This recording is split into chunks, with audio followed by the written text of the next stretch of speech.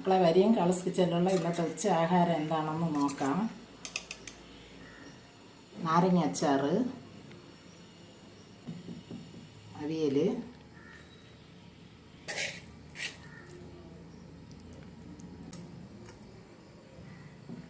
നത്തോലി മീൻ പൊരിച്ചത്, കരിയപ്പലയൊക്കെ ഇട്ട നത്തോലി മീൻ പൊരിച്ചത്, ചോറ്,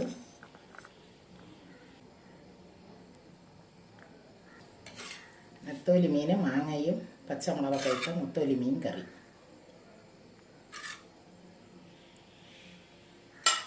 രസം,